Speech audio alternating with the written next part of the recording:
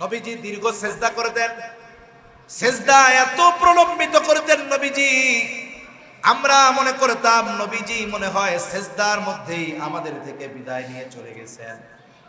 নিশ্চিত হওয়ার জন্য নবীজির পায়ে আমরা চিমটি কাটতাম, নবীজি পা নড়াচড়া দিতেন, আমরা নিশ্চিত হতাম যে না নবীজি দুনিয়ায় আছে।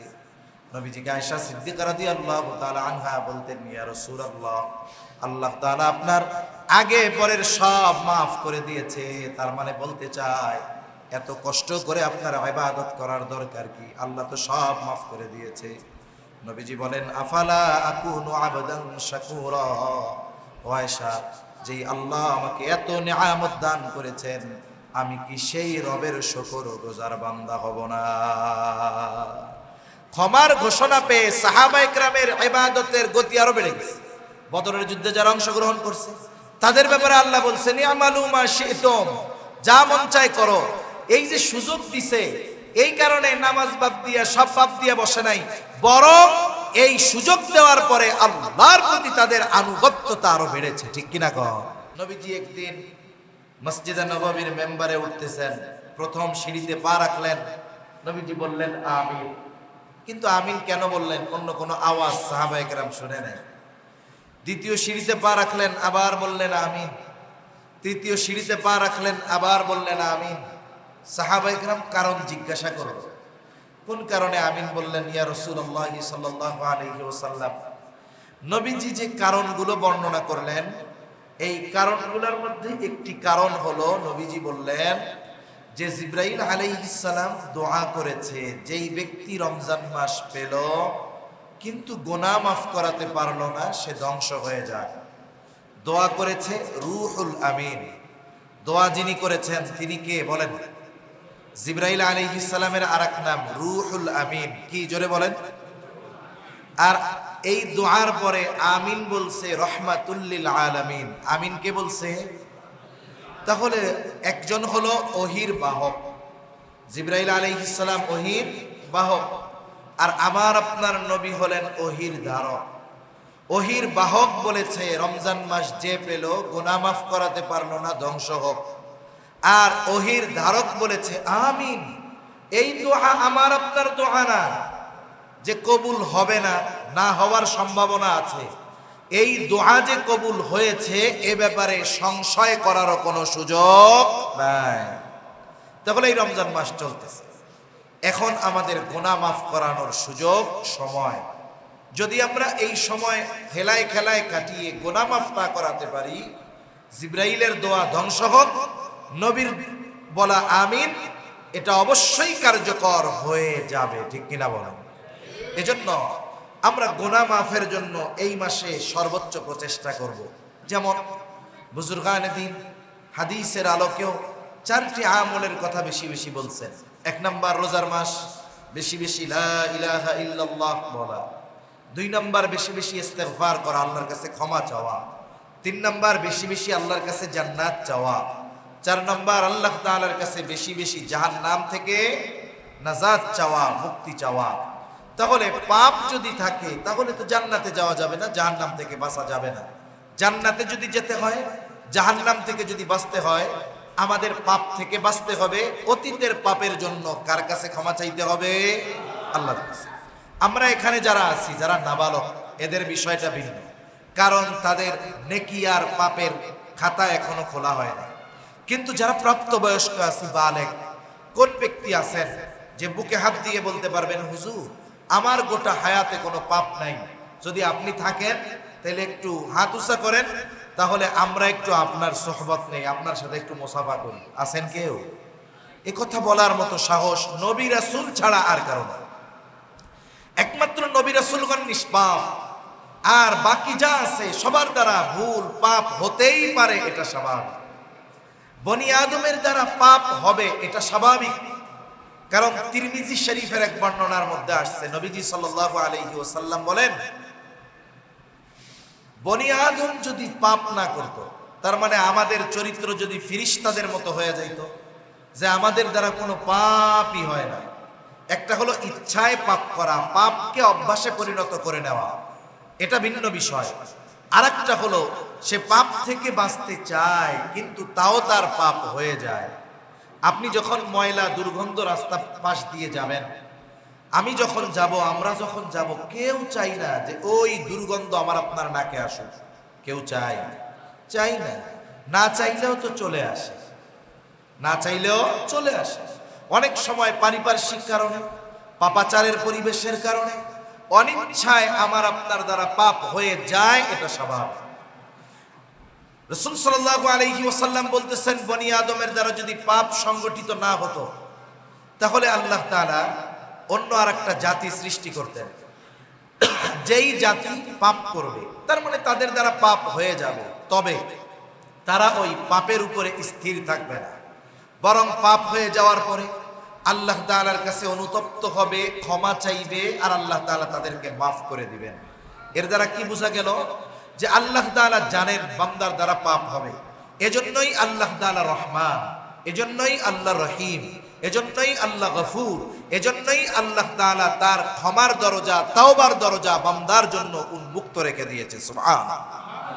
তাহলে প্রথম কাজ, যে পাপ হতে পারে, পাপ হলে এই পাপের উপরে স্থির থাকা যাবে না। আর পাপ হতে পারে, হলে মাফ চাইলে আল্লাহ মাফ করে দিবে। এর দ্বারা বান্দার প্রতি আল্লাহ তাআলার দয়া, মোহাব্বত, ভালোবাসার বহিঃপ্রকাশ হয়। আল্লাহর প্রতি বান্দার দরদ উপলব্ধি করা যায়, বোঝা যায়। এজন্য নবীজি সাল্লাল্লাহু আলাইহি ওয়াসাল্লাম বলেন, قال رسول الله صلى الله عليه وسلم كل بني آدم خطاؤون وخير الخطائين التوابون। নবীজি সাল্লাল্লাহু আলাইহি ওয়াসাল্লাম বলেন, প্রত্যেকটি বনি আদম পাপী, নবী রাসূল ছাড়া, কারণ তারা নিষ্পাপ।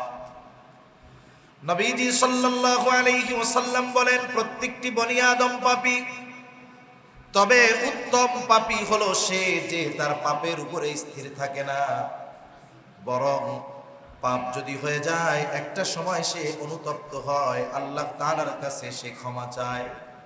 আর একটা হাদিসের মধ্যে আসছে, নবীজি সাল্লাল্লাহু আলাইহি ওয়াসাল্লাম বলেন, কারো দ্বারা যদি পাপ হয়ে যায়, সে পাপ থেকে উঠে অনুতপ্ত হয়ে আল্লাহ তাআলার কাছে ক্ষমার নিয়তে, তাওবার নিয়তে 2 রাকাত নামাজ পড়ে আল্লাহ রব্বুল আলামিন তার পাপগুলোকে মাফ করে দেয়।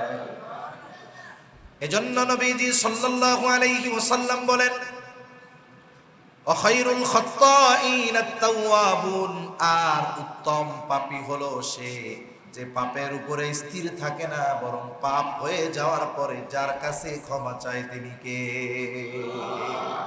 আল্লাহর কাছে যে ক্ষমা চায়। একটা মানুষ যদি পাপাচারে লিপ্ত হবার পর যথাযথভাবে আল্লাহর দিকে ফিরে আসে, আল্লাহ সুবহানাহু ওয়া তাআলা কেমন খুশি হয়।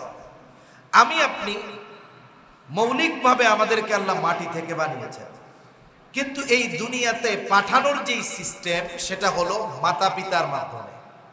আর এখানে বস্তু হিসাবে আল্লাহ তাআলা ব্যবহার করেছেন নুতফা, একেবারে তুচ্ছ একটু পানিকে আল্লাহ ব্যবহার করেছেন। আল্লাহ রাব্বুল আলামিন বলেন, হাল আতা আলাল ইনসানি হিনুম মিনাদ দাহরি লাম ইয়াকুন শাইআম মাযকুরা। আল্লাহ তাআলা জানিয়ে দেন, প্রত্যেকটা মানুষ এমন কিছু কাল অতিবাহিত করেছে যে উল্লেখ করার মতো আমাদের কোনো কিছুই ছিল না। আল্লাহ তাআলা বলেন, ইন্না খলাকনাল ইনসানা মিন নুতফাতিন আমশাজ। মাতা পিতার মিশ্রিত তুচ্ছ পানি থেকে আল্লাহ আমাদের সৃষ্টি করেছেন। যেই পানিটা আমার গায়ে যদি লেগে থাকে, আমি নামাজ পড়লে নামাজ হবে না। পোশাকে যদি লাগে, ওই পোশাক পরে নামাজ পড়লে নামাজ হবে না। যার ওই পানি, সে নিজেই এটারে ঘৃণা করে, এত তুচ্ছ পানি ওইটা থেকে আল্লাহ আমাদের বানিয়েছে। বলেন তো, আমার আপনার মতো এই তুচ্ছ পানি থেকে বানানো মানুষ, সে যদি জাহান্নামে চলে যায়, আল্লাহ তাআলার কোনো ক্ষতি আছে নাকি? আবার যদি সব মানুষ জান্নাতে চলে যায়, আল্লাহ তাআলার কোনো লাভ আছে নাকি? তার মানে মানুষ যদি পাপাচারে লিপ্ত হয়, আল্লাহ তাআলার কোনো লাভ নাই, আল্লাহ তাআলার কোনো ক্ষতিও নাই। মানুষ যদি ভালো কাজ করার মাধ্যমে জান্নাতি হয়ে যায়, এতে আল্লাহ তাআলার কোনো লাভ নাই, আল্লাহ তাআলার কোনো ক্ষতি নাই। এরপরেও বান্দার প্রতি আল্লাহ তাআলার দরদ কত, মায়া কত। কোন বান্দা যদি পাপাচারে লিপ্ত থাকে আর যদি ওই পাপ থেকে সে ফিরে আসে, আল্লাহ তাআলা কেমন খুশি হয়। নবীজি সাল্লাল্লাহু আলাইহি ওয়াসাল্লাম উপমা দিচ্ছেন, এক ব্যক্তি মরুভূমির ভিতরে লম্বা সফরে রওনা হয়ে গেল। উট বোঝাই তার খাবার পানি সবকিছু, মরুর পথ, যেখানে সেখানে খাবার পাওয়া যায় না। সে লম্বা সফর করতেছে। একটা সময় সে মরুভূমির মধ্যে ক্লান্ত হয়ে গেল। একটা জায়গায় সে তার উটকে বেঁধে উটের ছায়ায় শুয়ে পড়ল। ক্লান্ত পথিক ঘুমায় গেছে। কিছু সময় পর ঘুম থেকে যখন সে জাগ্রত হলো, ঘুম থেকে জাগ্রত হয়ে সে দেখতে পেল যেখানে তার উটটা বাঁধা ছিল, উটটা আর বাঁধা নাই। ফাঁকা প্রান্তর, চতুর্দিকে তাকালে দৃষ্টি সীমা যত দূর পর্যন্ত দেখা যায়, তার উটের কোনো হদিস নাই, অস্তিত্ব নাই। এটা সাধারণ কোনো পথ নয় যে লোক পাওয়া যাবে, গাড়ি পাওয়া যাবে, খাবার পাওয়া যাবে। ব্যক্তি হতাশ হয়ে গেল, চতুর্দিকে খোঁজাখুঁজি করতেছে। একটা সময় সে প্রচন্ড ক্লান্ত হয়ে গেল। আবার সে তার সেই জায়গায় ফিরে আসলো। এখন তার সামনে মৃত্যু ছাড়া আর কোনো কিছুই নাই। কারণ সে যদি তার রসদবাহী উট খুঁজে না পায়, খাবারও নাই, পানিও নাই, ইতিমধ্যে সন্ধ্যা নেমে আসতেছে। হয়তো সে রাতের বেলায় কোনো মরুভূমির হিংস্র প্রাণীর খাবার হয়ে যাবে, অথবা খাবার এবং পানির অভাবে মরুভূমির মধ্যেই তার শরীর সমাধি হয়ে যাবে।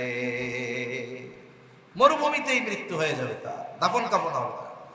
মাঝে মধ্যে আমরা দেখি নেপালে হিমালয় পর্বতের চূড়ায় যারা পৌঁছায়, এটা একটা মাইলস্টোন, একটা মাইল ফলক।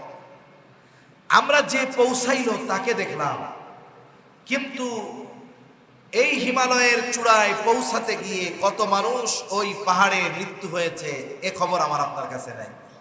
ওইখানে যদি কারো মৃত্যু ঘটে, তার লাশ নিয়ে আসার কোনো ব্যবস্থা নাই, ওই জায়গায় বরফের উপরে ভিতরে চাপা দিয়ে রাখা দেয়।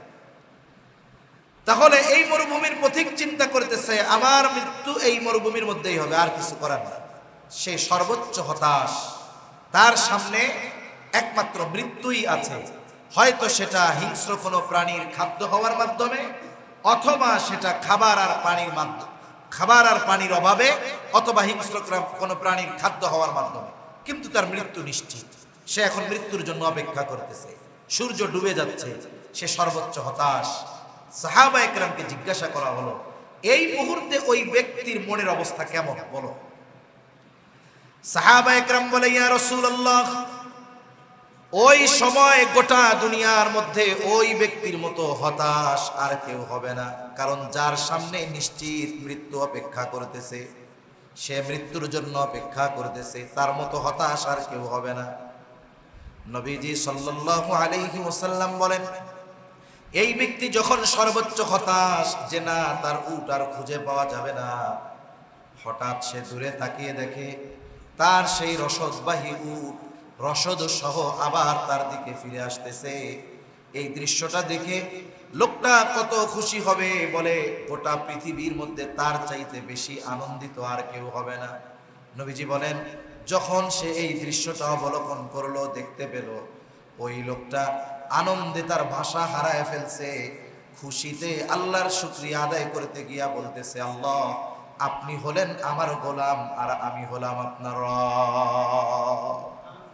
অনেক সময় মানুষ আনন্দে ভাষার ব্যালেন্স হারায় ফেলে, তা খুশির ঠেলায় ভাষার লাইন ঠিক রাখতে পারে না, বলে আমি হইলাম আপনার রব, আপনি আমার গোলাম, খুশির ঠেলায়।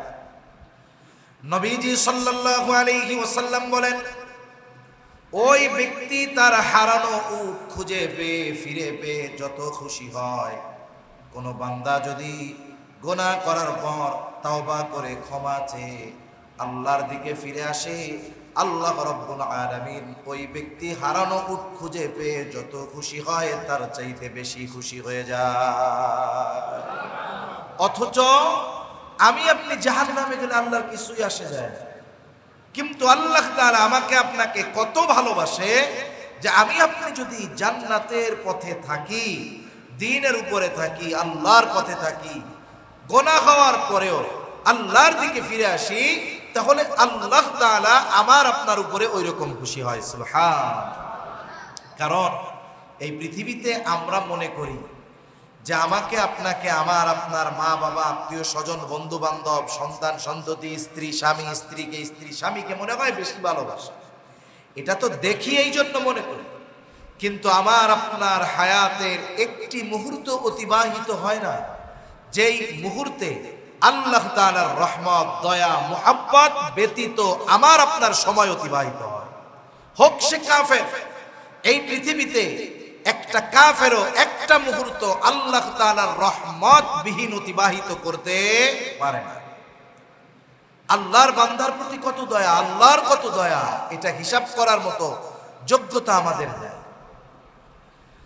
রাসূলুল্লাহ সাল্লাল্লাহু আলাইহি ওয়াসাল্লাম বলেন, অনেক মানুষ আছে তার দ্বারা যখন অঢেল পাপ হয়ে যায়, অনেক পাপ হয়ে যায়, অনেক অন্যায় হয়ে যায়, একটা সময় শয়তান তাকে ওয়াসওয়াসা দেয়, পাপ তো অনেক করলি, তোর পাপ আল্লাহ মাফ করবে না। এই সময় শয়তান তাকে নিরাশার সমুদ্রে হাবুডুবু খাওয়ায়, শয়তান ওরে ওয়াসওয়াসা দেয়, বলে শোন, তোর যে পাপ আল্লাহ মাফ করবে না, এখন যদি তুই পাপ ছাইড়া দেস তাহলে দুনিয়াও গেল, আখিরাতও গেল, তার চাইতে দুনিয়ায় তুই যা পাস কইরা নে। এজন্য আমাদের সমাজে একটা স্লোগান আছে, দুনিয়াটা মস্ত বড়, খাও দাও ফুর্তি করো, বলে এটা হলো শয়তান আর তার দলের স্লোগান। অথচ আল্লাহ তাআলা হাদিসের মধ্যে আসছে, নবীজি বলেন 100 হত্যা করছে এমন ব্যক্তিকেও আল্লাহ মাফ করে দিয়েছে। সুবহানাল্লাহ। 100 হত্যা করছে, আল্লাহ তাআলা মাফ করছে। বনি ইসরাইলে এক লোক 99টা হত্যা করার পরে তার মধ্যে অনুশোচনা জাগ্রত হয়েছে। বনি ইসরাইলের ঘটনা, তার মধ্যে অনুশোচনা জাগ্রত হয়েছে যে না, কাজটা ভালো হয় নাই। সে তার এলাকার মানুষদেরকে বলতেছে, আমাকে সবচাইতে বড় অভিজ্ঞ ব্যক্তির সন্ধান দাও, আমি তাওবা করতে চাই, আল্লাহর কাছে ক্ষমা চাইতে চাই। ওই লোকটাকে তারা একজন আবেদের সন্ধান দিল, আলেমের না, একজন আবেদের সন্ধান দিল, খ্রিস্টান একজন সন্ন্যাসী আবেদ। লোকটা গিয়া তার কাছে বলে, আমি 99টা হত্যা করেছি, আল্লাহ তাআলা কি আমাকে ক্ষমা করবে নাকি? লোকটা তো আবেদ, আলেম না। আলেম আর আবেদের মধ্যে তফাৎ আছে। এজন্য অনেক সময় অনেকে ইবাদত করেও ফিতনার মধ্যে পতিত হয়ে যায়। এজন্য রাসূল সাল্লাল্লাহু আলাইহি ওয়াসাল্লাম আলেম আর আবেদের পার্থক্য বর্ণনা করতে গিয়ে বলেছেন, ফাদলুল আলিমি আলাল আবিদি কাফাদলি আলা আদনাকুম। আমরা তো অনেক সময় একটু বেশি ইবাদত করলে আমার মসজিদের ইমাম, আমার মসজিদের খতিব, মাদ্রাসার মুহতামিম, মাদ্রাসার ওস্তাদ, তাদের চাইতে আমি মনে করি আমি বড় আবেদ, আমি আওয়াবিন ইশরাক তাহাজ্জুদ পড়ি, আরে ওই হুজুর পড়ে না। মনে করলেন কি এই যে পয়ড়া মনে করছেন, এইটা শয়তান এই জায়গায় ইবাদতের 12টা বাজায় দিচ্ছে। উনি না পয়ড়া ওনার ক্ষতি হয় নাই, কিন্তু আমি পয়ড়া ক্ষতির মধ্যে পড়ে গেছি। এজন্য আবেদ আর আলেমের পার্থক্য কোথায়?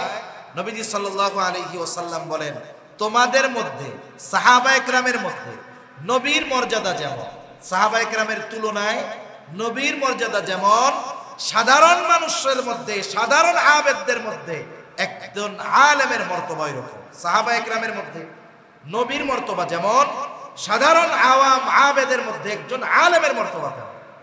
এজন্য অনেকে আমরা বুঝি না, একটু পড়র করতে পারলে, বাংলা 2-4টা বই পড়তে পারলে মনে করি হুজুর বাইটটা গায়ে ফেলছে। এ চিন্তা বাদ দেন, এটা ঠিক না। এখন গেছে কার কাছে? গেছে আবেদের কাছে, আলেম না। কই 99টা তোমার আল্লাহ জীবনেও মাফ করবে, সম্ভব? অসম্ভব। কই তাইলে আর 100 পুরাইতে অসুবিধা কোথায়? মাফ যেহেতু করবে না, তুইও শেষ, যা। এইটারে হত্যা করে 100 পুরায় ফেলছে। আবার কিছুদিন পর তার মধ্যে তাওবার আগ্রহ জাগ্রত হয়েছে যে না, আল্লাহর কাছে মাফ চাওয়া দরকার। আবার সে এলাকার মানুষদেরকে বলতেছে, আমি আল্লাহর কাছে ক্ষমা চাইতে চাই, তাওবা করতে চাই, আমাকে একজন বিজ্ঞ ব্যক্তির সন্ধান দাও। এবার তাকে একজন আলেমের সন্ধান দেওয়া হলো। লোকটা চলে গেছে আলেমের কাছে, গিয়া বলে, আমি 100 হত্যা করেছি, আল্লাহ রব্বুল আলামিন আমাকে ক্ষমা করবে নাকি? আমাদের দেশে কিছু ডাক্তার আছে, এর কাছে যদি আপনি শুধু সাধারণ গ্যাসের ব্যথা, পেটের ব্যথা নিয়ে যান, সাধারণ জ্বর সর্দি নিয়ে যান, ও এমন কথা বলবে মনে হবে যে আপনার মরতেই শুধু বাকি আছে না কিছু ডাক্তার, ওরে বাবা তা কাজ সারা, এটা তো খুব খারাপ সিমটম, এখন আপনি সুস্থ আছেন কেমনে, এই টেস্টগুলো করায় আনেন।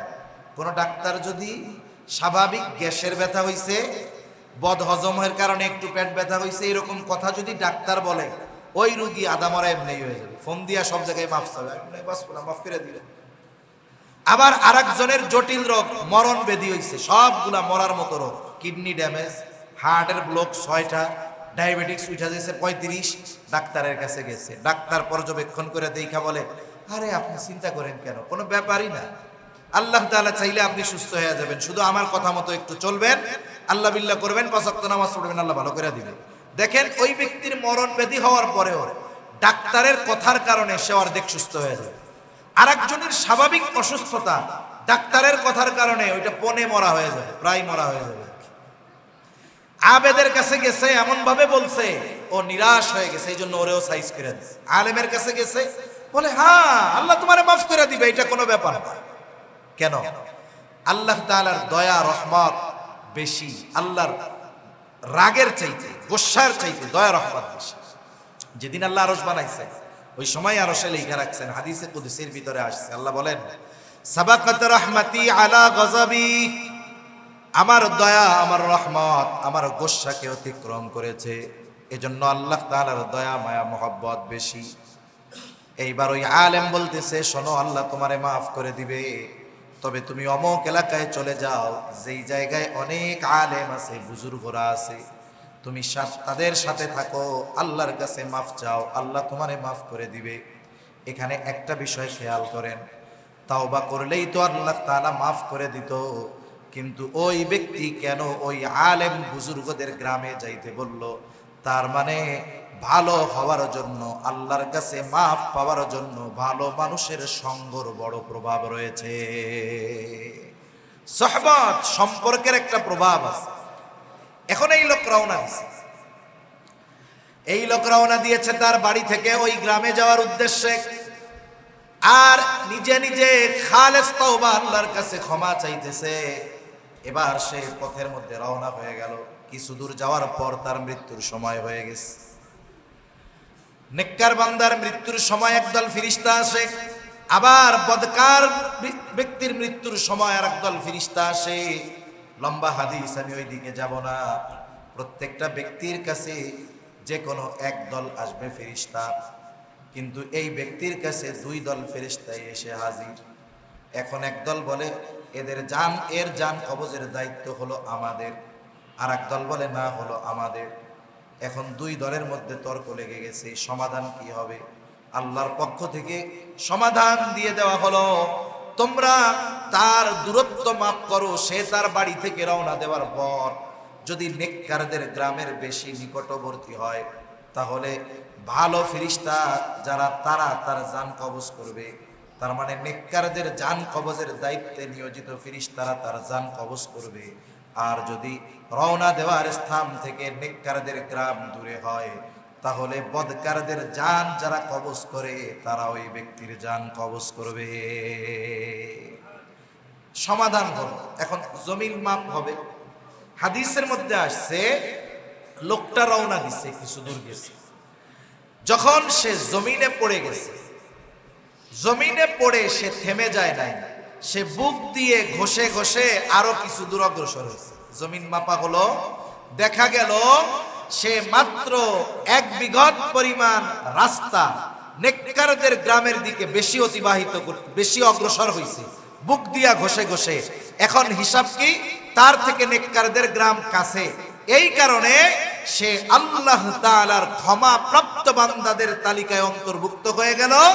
আর নেককারদের জান কবজের দায়িত্বে নিয়োজিত ফেরেশতারা তার জান কবজ করে নিল। সুবহানাল্লাহ। তার মানে আল্লাহ তাআলা মাফ করে দিয়েছে। আরেক বর্ণনায় আসছে, আসলে লোকটা বেশি দূর যাইতে পারে নাই, অল্প কিছু দূর যাওয়ার পর তার মৃত্যুর সময় হয়ে গেল। নেককারদের গ্রাম আরো অনেক দূর, কিন্তু আল্লাহ তাআলা জমিনকে সম্প্রসারিত করে দিলেন, আর নেককারদের গ্রাম তার থেকে সংকুচিত করে দিলেন। এবার জমিন মাপার পরে দেখা গেল নেককারদের গ্রাম কাছে, তার নিজের বাড়ি তার থেকে দূরে। স্বাভাবিক বিষয়, ফয়সালা তো ছিল এইটা, যেটা কাছে সেই হিসাবে তার জান কবজ করা হবে। তার মানে দেখেন 100 হত্যা করেছে সে, খালেস তওবা করার কারণে আল্লাহ রব্বুল আলামিন তাকে পর্যন্ত মাফ করে দিয়েছে। যে আল্লাহ এত বড় পাপীরে মাফ করেছে সেই আল্লাহ তো অবশ্যই আছে, ঠিক কিনা বলেন? নাকি আগের চাইতে দয়া মায়া একটু কমে গেছে? কমছে? কমে নাই। আল্লাহ তাআলার দয়া মায়া রহমত এই উম্মতের উপরে আরো বেশি। আল্লাহ তাআলার দয়া মায়া মুহাব্বত কত বেশি!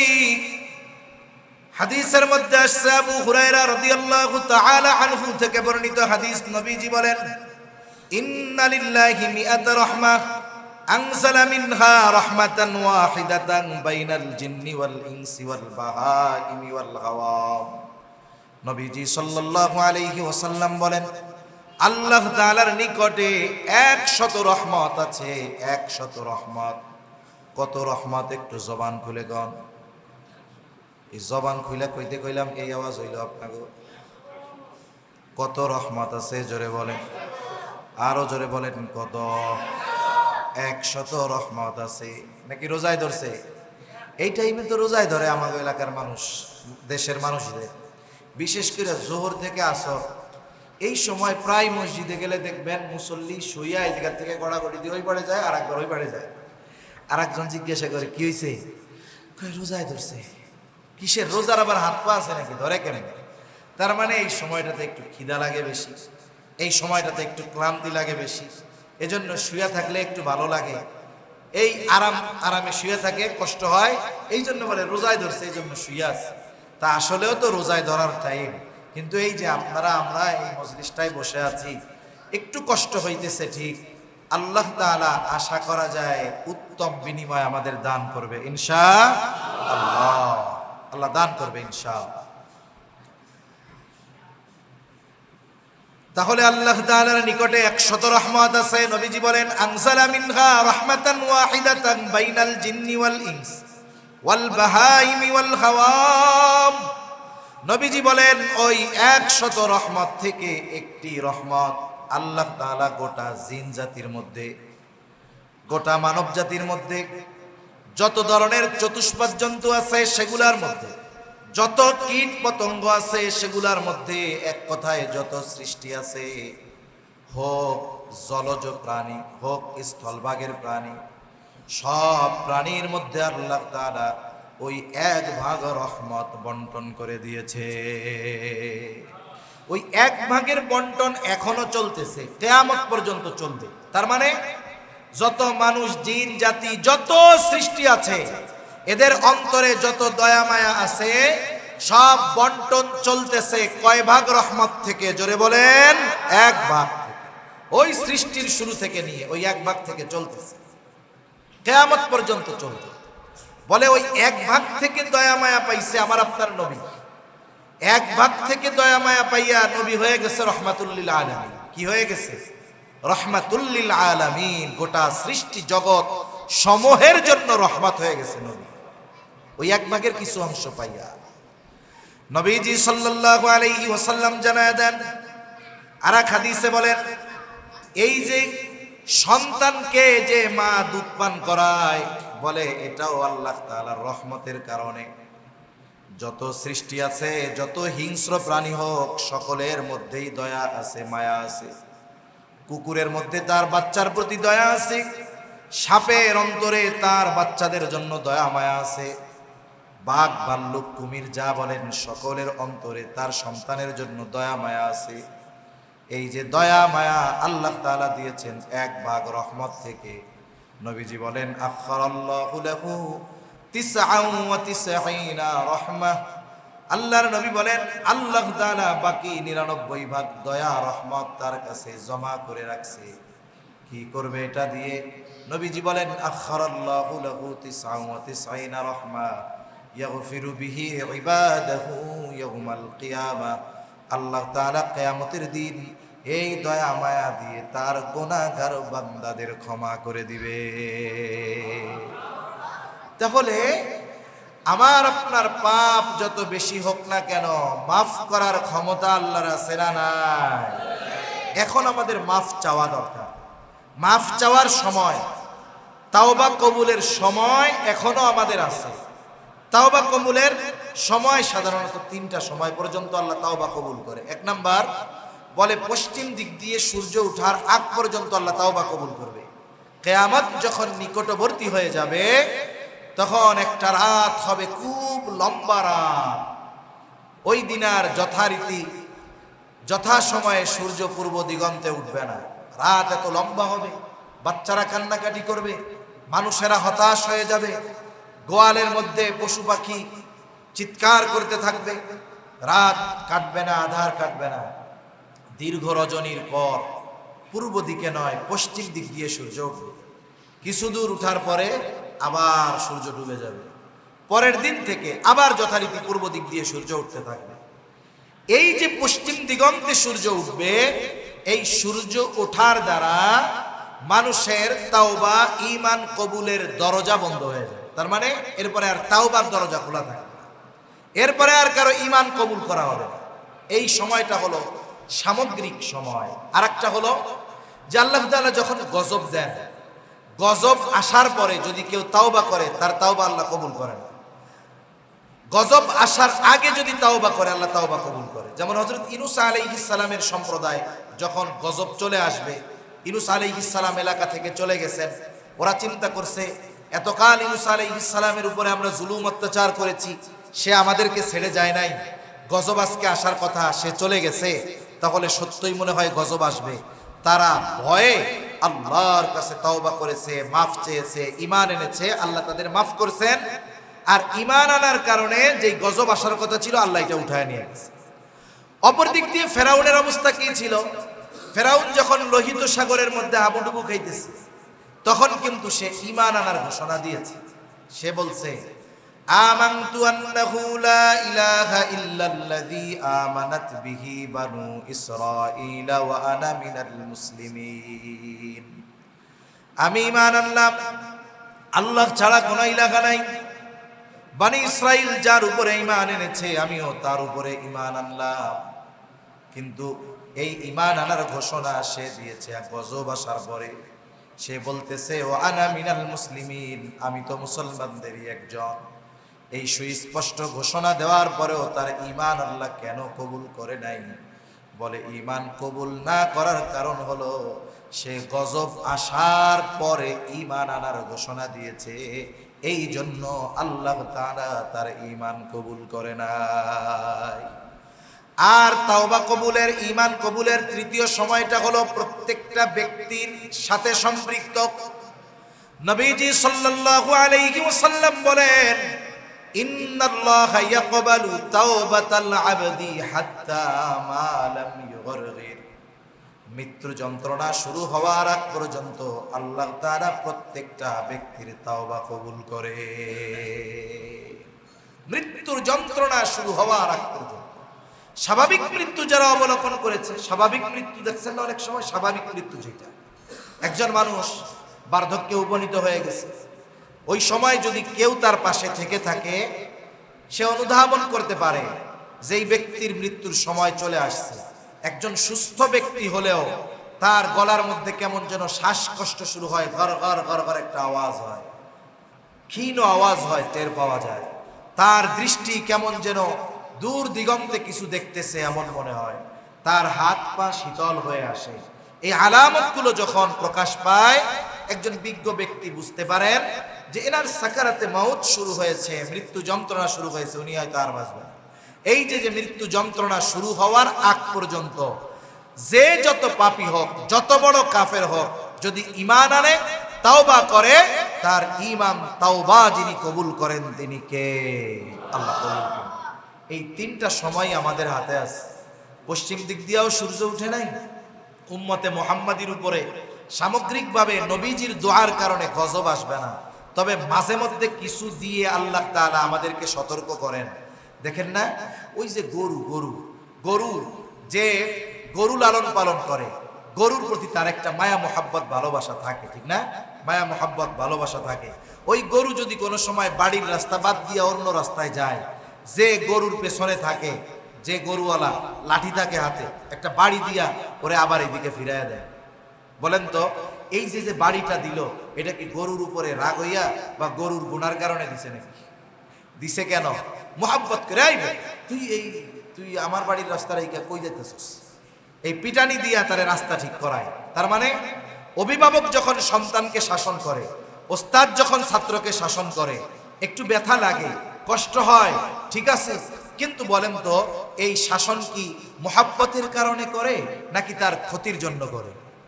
নিশ্চয়ই তাকে মোহাব্বত করে, এই জন্য করে। আল্লাহ তাআলা মাঝে মধ্যে হালকা হুলকা আযাব দিয়া আমাদেরকে একটু সাইজ করে যে তোমরা একটু লাইন ছাড়া হয়ে গেছো, এবার একটু সোজা লাইনে আসো। কিন্তু অতীতের উম্মতের মতো সামগ্রিকভাবে গজব দিয়ে আল্লাহ আমাদের সমূলে নির্মূল করবেন না। এটা আল্লাহ তাআলার কাছ থেকে নবীজি আমাদের জন্য চেয়ে নিয়েছেন। এরপরে এখন পর্যন্ত বেঁচে আছি, কোন সময় মারা যাই বলা যায় না। এজন্য প্রত্যেকটা ব্যক্তির উচিত ওই সময়গুলো আসার আগে নিজেকে পাপ মুক্ত করে আল্লাহর দরবারে হাজিরা দেওয়া, ঠিক কিনা বলেন? এর জন্য কি করতে হবে? বলে তাওবা ইস্তেগফার করতে হবে। ক্ষমা চাওয়ার মাধ্যম হলো তাওবা ইস্তেগফার। এখন একটা ব্যক্তি আল্লাহর কাছে ক্ষমা চায়, তাওবা কবুল করাতে যদি চায়, তাওবা কবুলের শর্ত 4টি। যদি বান্দার হক সম্পৃক্ত না থাকে 3টি, বান্দার হক সম্পৃক্ত যদি কোনো পাপ থাকে তাহলে 4টি। 1 নাম্বার শর্ত, আমাদের সকলের গুনাহ থেকে মুক্ত হওয়া, আল্লাহর কাছে ক্ষমা চাওয়া, তাওবা কবুল করানোর দরকার আছে না নাই? আছে। আমরা প্রত্যেকেরই কম বেশি পাপ আছে, স্বাভাবিক বিষয়। 1 নাম্বার শর্ত, পাপটাকে ছাড়তে হবে, পাপ থেকে ফিরতে হবে, এই যে ফিরে আসলো। 2 নাম্বার শর্ত, এই পাপটা ভবিষ্যতে না করার ব্যাপারে দৃঢ় প্রতিজ্ঞাবদ্ধ হতে হবে। ইমাম নববী রাহমাতুল্লাহি আলাইহি বলতেছেন যে 1 নাম্বার পাপটা ছাড়তে হবে, পাপও চলে, ক্ষমাও চায়, কাম হবে। ওই পাশ দিয়ে সুদি কারবারিও চলে, অন্যেরটা মাইরাও খাইতেছে, মসজিদে আইসা খায়, হুজুর দোয়া করেন আমি ইফতারি দিলাম, আল্লাহ যেন আমারে মাফ করে দেয়। ছিদ্র কলসে পানি যতই ঢালা হোক, ওই কলস কি কিয়ামত পর্যন্ত ভরবে? পাপ জারি রেখে ওই পাপের ব্যাপারে তাওবা করলে তাওবা কবুল হবে না, মনে রাখতে হবে। তাহলে 1 নাম্বার শর্ত, ওই পাপ থেকে ফিরতে হবে, পাপটা ছাড়তে হবে। 2 নাম্বার, ওই পাপ ভবিষ্যতে না করার ব্যাপারে দৃঢ় প্রতিজ্ঞাবদ্ধ হতে হবে। 3 নাম্বার, অতীতে যে পাপ হয়েছিল আল্লাহ তাআলার কাছে অনুশোচনার সাথে আল্লাহর কাছে ক্ষমা চাইতে হবে, ইস্তেগফার করতে হবে যে আল্লাহ আমার আগের গুনাহগুলো আপনি মাফ করে দেন। গুনাহ ছাড়ছে, আল্লাহর কাছে বলতেছে আল্লাহ আমার গুনাহগুলো মাফ করেন, আর দৃঢ় প্রতিজ্ঞাবদ্ধ হইছে যে আল্লাহ আমি ভবিষ্যতে আর এই গুনাহগুলো করব না। এখন যদি গুনাহটা বান্দার হক সম্পৃক্ত না হয়, এই শর্তের আলোকে যদি তাওবা করে, গুনাহ যত বড় হোক মাফ করে দিবেন কে? আর যদি বান্দার হক সম্পৃক্ত হয়, এই 3 শর্তের সাথে সাথে আর একটা শর্ত, যার হক নষ্ট করেছে তার কাছে মাফ চাইতে হবে। যদি বোনের হক নষ্ট করে, বোনের কাছে মাফ চাইতে হবে।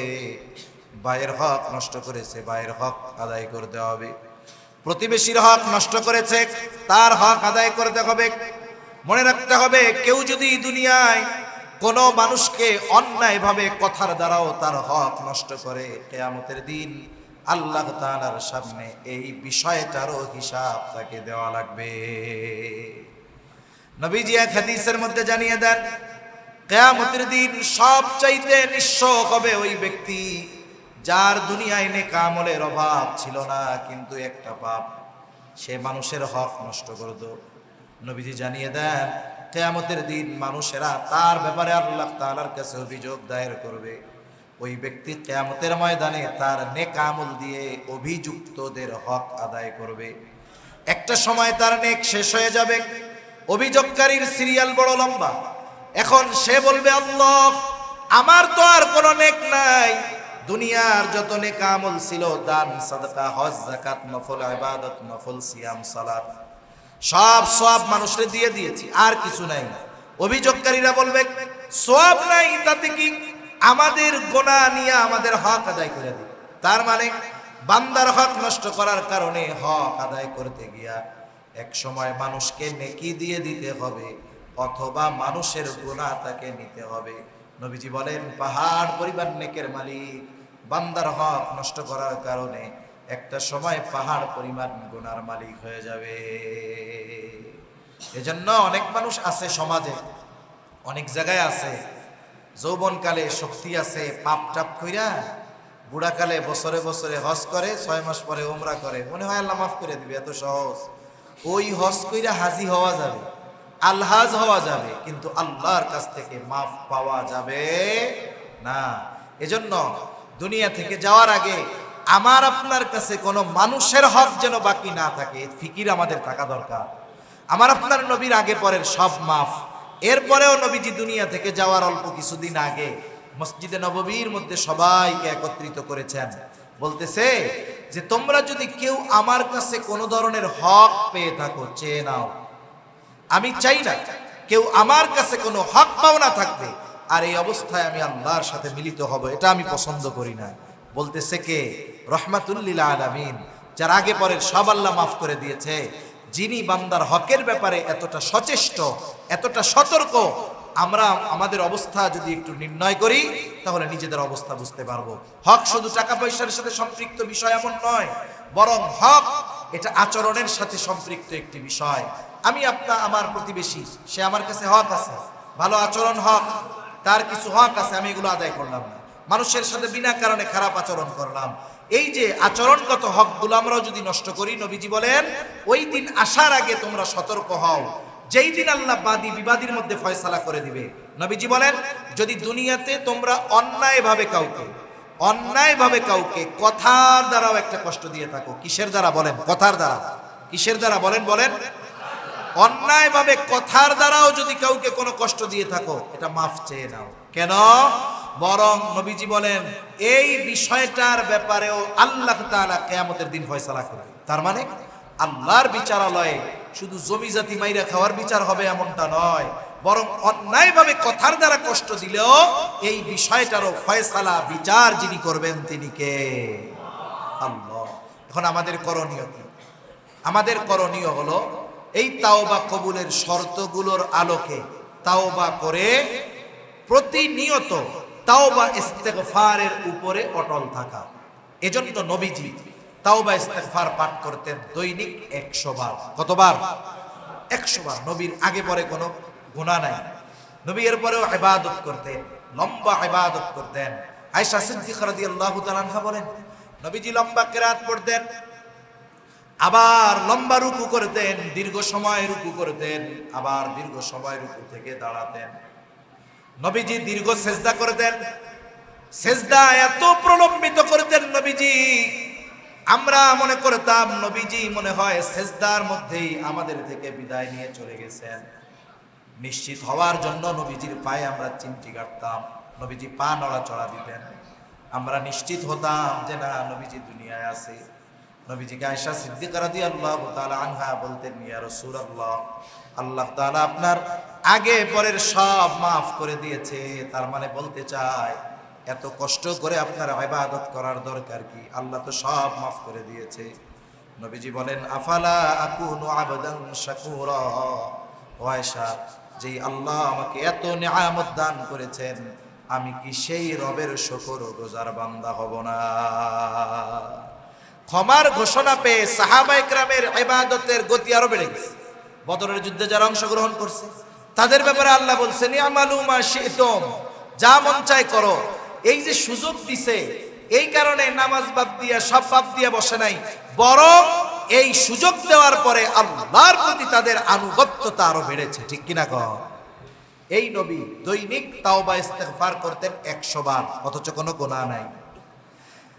রাসূলুল্লাহ সাল্লাল্লাহু আলাইহি ওয়াসাল্লাম বলেন ওয়াল্লাহি ইন্নী লা আস্তাগফিরুল্লাহ ওয়া আতুবু ইলাইহি ফিল ইয়াউমি 100 মাররা। নবীজি বলেন আল্লাহর শপথ, আমি দৈনিক 100 বার আল্লাহর নিকটে তাওবা ইস্তেগফার করি। নবীজি কতবার করতেন?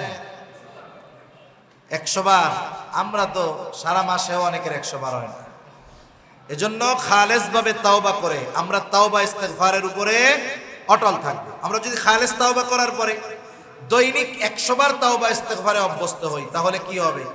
একটা জিনিসের ধার যত থাক, ওইটারে ধার দিয়া যদি আপনি 1 বছর ফালায় রাখেন, কোরবানির সময় ছুরি বের করা হয় না, ওই ছুরি দিয়া মনে করেন কোরবানি করার পরে ধার তো দিছিলাম, সুন্দর মতো রাইখা দিছি, আবার 1 বছর পরে বোতা হয়ে যায়, আবার কামারের কাছে নেওয়া লাগে, সাইজ করা লাগে।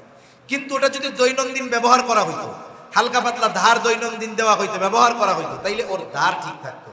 আমাদের মা বোনদের বাসায় মা বোনরা বটিতে কাটে না, অনেক বটি আছে জীবনে একবারই ধার দিছে, আর জীবনে দেওয়া লাগে না। প্রথমবার যে দিছে আর দেওয়া লাগে না, এত ধার কেন? বলে দৈনিক ব্যবহার করতে করতে ওইটার ধার কখনো আর যায় না। অনুরূপ ভাবে খালেস ভাবে একবার তাওবা করার পরে, ওই যে ধার দেওয়ার মতো ধার দেওয়ার পরে ব্যবহার করলে, খালেস ভাবে তাওবা করার পরে তাওবা ইস্তেগফারের উপরে অটল থাকলে, তাহলে কি হয়? বলে ওই যে খালেস তাওবা করছে এটা তার ধরে রাখা সম্ভব হয়। এজন্য আমরা দৈনিক 100 বার তাওবা ইস্তেগফার করব। কোন বাক্য দ্বারা করব? হাদিসে বর্ণিত বাক্য দ্বারাই করব। আস্তাগফিরুল্লাহাল আযীম ওয়া আতুবু ইলাইহি। পড়েন আমার সাথে, আস্তাগফিরুল্লাহাল আযীম ওয়া আতুবু ইলাইহি, আস্তাগফিরুল্লাহাল আযীম ওয়া আতুবু ইলাইহি। সহজ না কঠিন? দৈনিক কয়বার? ফজরের নামাজ পড়ার জন্য ফজরের ওয়াক্ত হতে হবে। নামাজ শুরু করার জন্য নামাজের বাহিরে ভেতরে ফরজগুলা ঠিক থাকতে হবে। আবার দেখুন, পোশাক পবিত্র হতে হবে, নিজেরও পবিত্রতা থাকতে হবে, ফরজগুলো ঠিক থাকতে হবে, সময় হতে হবে, জায়গাটাও পবিত্র হতে হবে। কিন্তু আস্তাগফিরুল্লাহাল আযীম পড়ার জন্য ব্রাশ করা লাগবে, ওযু করা লাগবে, গোসল করা লাগবে, সময় হওয়া লাগবে? লাগবে না। এজন্য নিজেরাও পড়বো, আমাদের বাসায় মা বোন যারা আছে তাদেরকেও এই তাসবিহ শিক্ষা দিব তো ইনশাআল্লাহ।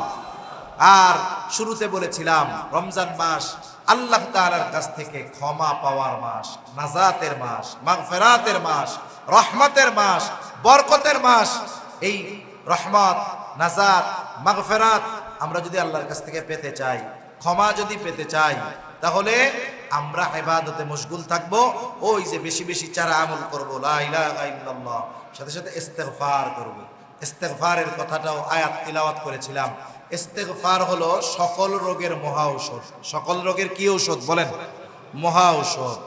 ওষুধের মাধ্যমে রোগ দূরকরণের সর্বশেষ মাধ্যম হলো অ্যান্টিবায়োটিক। মনে করেন একজনের পেটের পীড়া হয়েছে, স্বাভাবিক ওষুধে যায় না, লাস্টে ডাক্তার কি কয়? অ্যান্টিবায়োটিক। একজনের জ্বর হয়েছে, নাপা এক্সট্রা এগুলাই যায় না, লাস্টে কি বলে? কয় অ্যান্টিবায়োটিক। কয় ইনফেকশন হয়েছে, কি লাগবে? কয় অ্যান্টিবায়োটিক। সব অ্যান্টিবায়োটিক এক, কিন্তু রোগ বিভিন্ন। কথা বুঝতে পারছেন? নাপা খাইলে এই জায়গায় যে কাইটা গেলে এটা যাবে, নাপা খাইলে পাতলা পায়খানা যাবে, কিন্তু অ্যান্টিবায়োটিক এটা পাতলা পায়খানারও কাজ করে, জ্বরেরও কাজ করে, কাইটা গেলেও কাজ করে। মানে সব রোগের সর্বশেষ ওষুধ অ্যান্টিবায়োটিক। বলে ওষুধ একটা, কিন্তু কাজ করে সব রোগ। ইস্তেগফার আমল একটা, বলে এটা কাজ করে সব রোগ। ইস্তেগফারের মাধ্যমে গুনাহ মাফ হয়, ইস্তেগফারের মাধ্যমে যথাসময়ে যথাযথ পরিমাণ বৃষ্টি হয়, ইস্তেগফারের মাধ্যমে আল্লাহ তাআলা সন্তান সম্পদের দ্বারা সমৃদ্ধি দেন, দুনিয়া আখিরাতে উপকার দান করেন। ইস্তেগফারের মাধ্যমে উদ্যান বেড়ে যায়, ইস্তেগফারের মাধ্যমে সবুজায়ন বেড়ে যায়, ইস্তেগফারের মাধ্যমে নদীর প্রবাহ ঠিক থাকে। তাহলে ইস্তেগফার হলো মহা ঔষধ। আমরা এই তাওবা ইস্তেগফার দৈনিক 100 বার করব। জোরে কোন ইনশাআল্লাহ। যদি আমরা করতে পারি তাহলে আমাদের এই আয়োজন সফল। মনে রাখবেন, যদি এই জিকিরগুলা দিয়ে আমাদের জবান আমরা সিক্ত করতে পারি, পানি আর তেল সহজে এক জায়গায় হয় না, সহজে এক জায়গায় হয়, সহজে এক জায়গায় হয় না। এখন যদি আমার জবানটা জিকির দ্বারা সিক্ত হয়, তাহলে আমার জবানের গুনাহ থেকে বাঁচা সহজ হবে। মনে রাখবেন, মুসলমান হতে হলে জবান হেফাজতের দরকার। নবীর থেকে জান্নাতের গ্যারান্টি পেতে হলে জবান হেফাজতের দরকার। আর জবান হেফাজতের অন্যতম অ্যান্টিবায়োটিক হলো তাওবা ইস্তেগফার, জিকির, আল্লাহর জিকির। কোরআন তিলাওয়াত হতে পারে, স্বাভাবিক কোরআন হাদিসে বর্ণিত জিকিরগুলো হতে পারে, সুবহানাল্লাহ, আলহামদুলিল্লাহ, লা ইলাহা ইল্লাল্লাহ, আল্লাহু আকবার হতে পারে, সুবহানাল্লাহি ওয়া বিহামদিহি সুবহানাল্লাহিল আযীম হতে পারে, আস্তাগফিরুল্লাহাল আযীম ওয়া আতুবু ইলাইহি হতে পারে। যে কোনো জিকির দিয়ে যদি জবান আমরা সিক্ত করতে পারি, দুরূদ শরীফ হতে পারে সাল্লাল্লাহু আলাইহি ওয়াসাল্লাম, এর দ্বারা যদি জবানকে সিক্ত করতে পারি, জবান সম্পৃক্ত গুনাহগুলো থেকে যদি বাঁচা যায়, জবান যদি নিয়ন্ত্রণে চলে আসে, বলে 90% অন্যায় গুনাহ থেকে বাঁচা সহজ হয়ে যায়। ঠিক কিনা বলে? এজন্য আজকের এই মজলিস থেকে আমরা নিজেরা নিজেদের সাথে প্রতিজ্ঞায় আবদ্ধ হব যে রমজান মাস ক্ষমার মাস, আল্লাহর কাছে খালেস ভাবে তওবা করব, দৈনিক তওবা ইস্তেগফার পাঠ করব, সাথে সাথে আমরা আমাদের জবানকে আল্লাহর জিকির দ্বারা সিক্ত করব ইনশাআল্লাহ। আল্লাহ সকলকে তৌফিক দান করেন, সকলে বলি আমিন। এত ভিতরে এত সুন্দর মসজিদ, বড় মসজিদ, আবার আলহামদুলিল্লাহ আপনাদের যিনি ইমাম খতিব সাহেব আছেন, একজন যোগ্য আলেমে দ্বীন, অনলবর্ষী একজন ওয়াইজ, আলহামদুলিল্লাহ। এনার মতো ব্যক্তিত্ব একটা মসজিদে থাকা, এটা মসজিদের মুসল্লিদের জন্য অনেক কল্যাণকর, খুব সুন্দর পরিবেশ।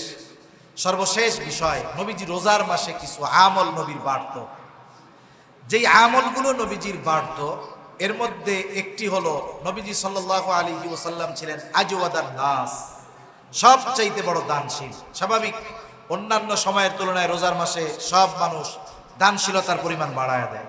অনেকে বলে নবীজি গরিব ছিল, আরে মিয়া ভুল কথা। আমরা তো আগামীকালকার চিন্তা কইরা সম্পদ জমা করি। আরে 20 বছরের যুবক চিন্তা করে 60 বছর বয়স হলে কি খাইব, ও 60 বছর পর্যন্ত বাঁচবে, ওর কোনো গ্যারান্টি আছে? এটা আমাদের ইমানি দুর্বলতা, আমাদের সবার দুর্বলতা, এটা আছে, স্বাভাবিক বিষয়।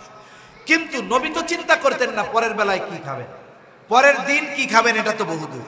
এজন্য অনেকে বলে নবী গরিব ছিল না, নবী সম্পদ জমা করতেন। হাদিসের মধ্যে আসছে, একবার নবীজি মসজিদের মধ্যে নামাজ পড়তেছেন, বাহরাইন থেকে নবীজির জন্য সম্পদ আসছে। বাহরাইন থেকে সম্পদ এত পরিমাণ যে মসজিদের অনেক অংশ জুড়ে ওই সম্পদের স্তূপ দেওয়া হয়েছে। অনেক সময় চাউল ডাউল আটা গম কালেকশন করে এক জায়গায় মাদ্রাসায় মসজিদে এরকম ছোট পাহাড়ের মতো হয়ে যায়। নবীজির কাছে আটা গম আর চাউল ডাউলের স্তূপ আসছে তা না, যা আসছে সব স্বর্ণ অলংকার। কি আসছে বলেন? স্বর্ণের স্তূপ হয়ে গেছে। নবীজি নামাজ শেষ করে ততক্ষণ বাড়ি ফেরেন নাই যতক্ষণ না এইগুলা সবার কাছে দিচ্ছেন। এক মেয়ে, ছোট বাচ্চা, সে বড় হয়ে বর্ণনা করতেছে, আমি নবীজির কাছে গেছি, নবীজি আমারে এক আজল ভরে, মানে এরকম হাত ধরছে, যত ওর হাতে ধরে ওই পরিমাণ স্বর্ণ ওরে দিয়া গেছে, যাও বাড়ি গিয়ে এইগুলা তুমি পরো দিয়া। ওইগুলা আসছে নবীজির জন্য হাদিয়া। এই জন্য নবীজি দরিদ্র ছিলেন না, নবীজি দরিদ্রতাকে বেছে নিয়েছেন।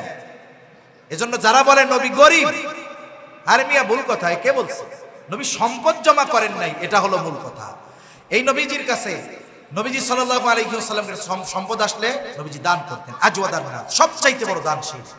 রমজান মাস যখন আসতো, ইবনে আব্বাস রাদিয়াল্লাহু তাআলা আনহু বলেন, নবীজির দানশীলতা বেড়ে যাইত, একেবারে ঝড়ো হাওয়ার মতো নবীজি দান করতেন। এক হাতে আসতো, আর এক হাতে দিয়া দিতেন, দিনই কাজে ব্যয় করতেন। এটা আমরা বলি, কিন্তু আমাদের দ্বারা এটা সম্ভব হয় না। এরপরেও এটা শোনার দ্বারা কিছুটা হলেও আমরা অনুপ্রাণিত হই, আগের অবস্থা থেকে একটু অবস্থা উন্নতি হয়। আগে ছেঁড়া 2 টাকা খুঁজলে এখন কোনো মতে চিন্তা করি 2 টাকা কেমনে দেই, মানি ব্যাগ থেকে ভালো করে 5 টাকার নোটটা দেখি। এতটুকু উন্নতি আর কি আমাদের হয়। অন্যান্য সময় ইবাদতের তুলনায় রমজানে ইবাদতের গুরুত্বগুলো বেশি। আল্লাহ তাআলা প্রত্যেকটা নেক আমল 10 থেকে 700 গুণ বাড়ায় দেয়, কিন্তু রমজান মাসের ব্যাপারে আসছে এটাকে আরো 70 গুণ বেশি পরিমাণে আল্লাহ তাআলা বাড়ায় দেয়। সুবহানাল্লাহ বলেন। হিসাব করতে হলে ক্যালকুলেটর নিয়ে বসতে হবে। আল্লাহ তাআলা 700 একটা সংখ্যা বলছে।